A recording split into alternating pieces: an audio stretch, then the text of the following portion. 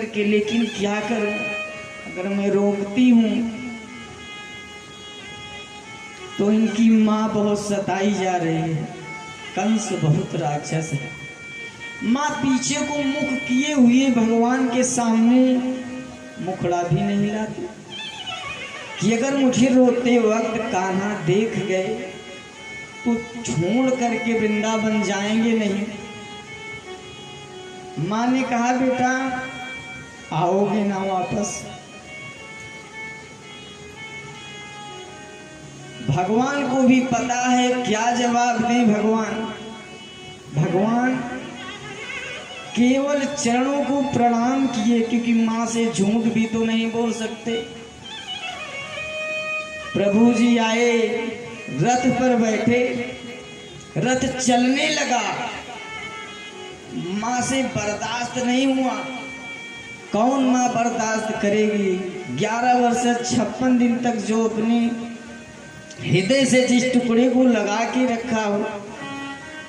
अंतिम बार माँ माखन मिश्री का भोग लिया और भगवान के पास गई और भगवान के चरणों को पकड़ लिया। गिर गई माँ कान्हा के चरणों में, रोने लगी माँ।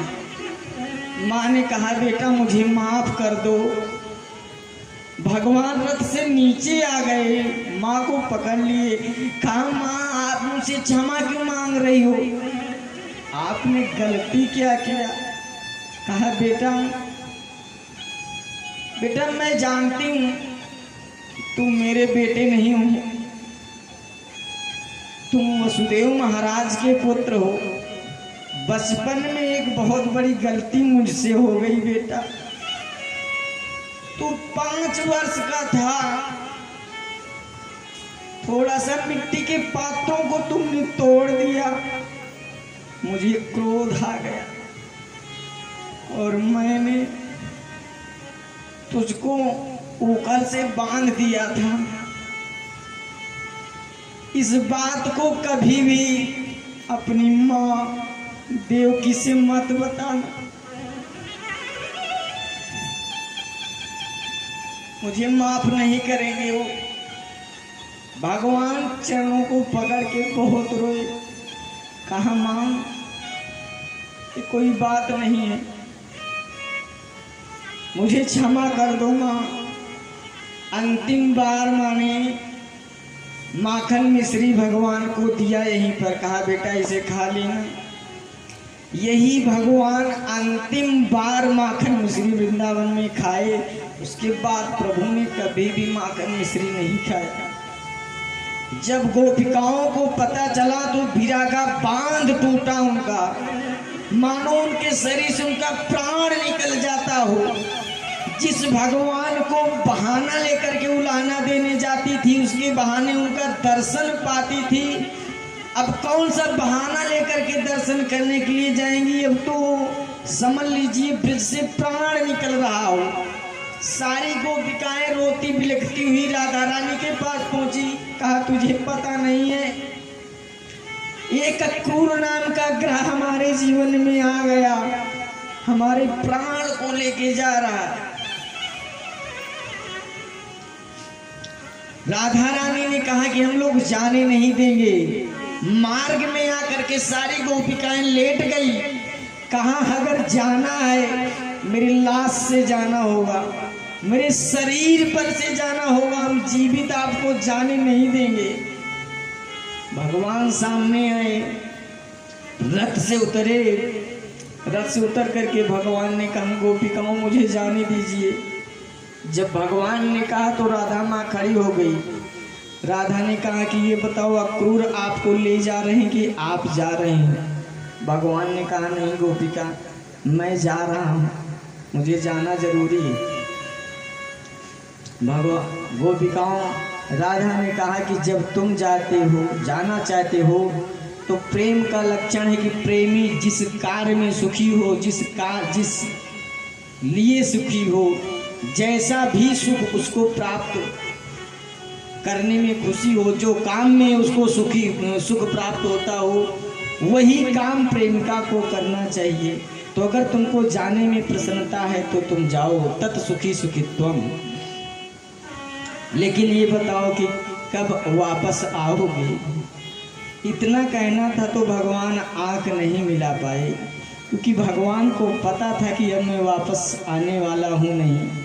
भगवान ने कहा कि हम परसों वापस आ जाएंगे। गोपिकाओं ने कहा कि अपनी बात को प्रभु जी ध्यान रखना। आज भी वो वृंदावन में परसों नाम का गांव स्थित है, जहाँ पर भगवान ने कहा था कि परसों मैं वापस आ जाऊंगा। और सारी गोपिकाएं एक सुर में भगवान से कहने लगी कि तुम्हारी याद आएगी, बताओ क्या करेंगे मोहन। तुम्हारी याद आएगी, बताओ क्या करें मोहन। तुम्हारी याद आएगी, बताओ क्या करेंगे मोहन। तुम्हारी याद आएगी, बताओ क्या करे मोहन।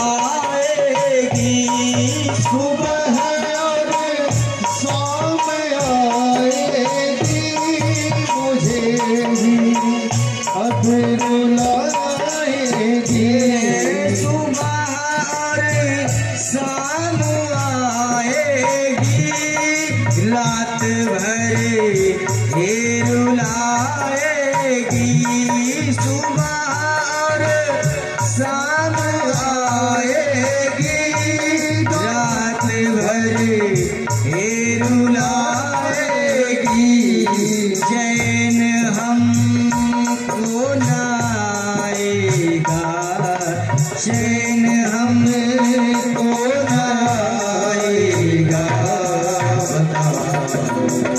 क्या करेंगे मोहन, तुम्हारी याद आएगी, बताओ क्या करेंगे मोहन।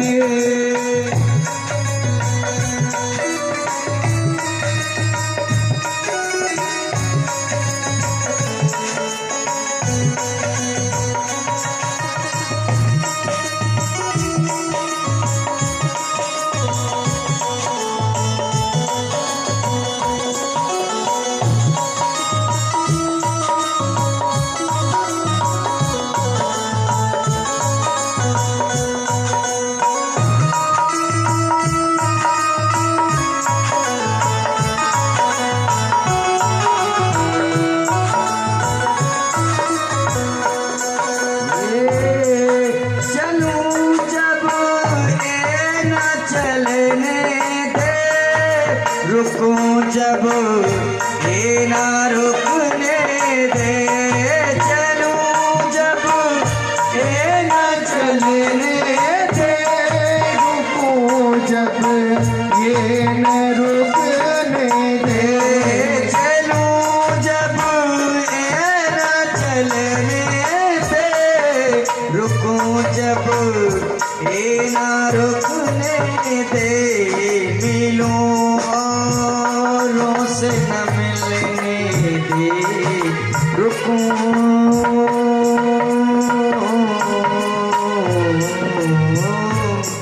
मिलूं औरों से न मिलने दे।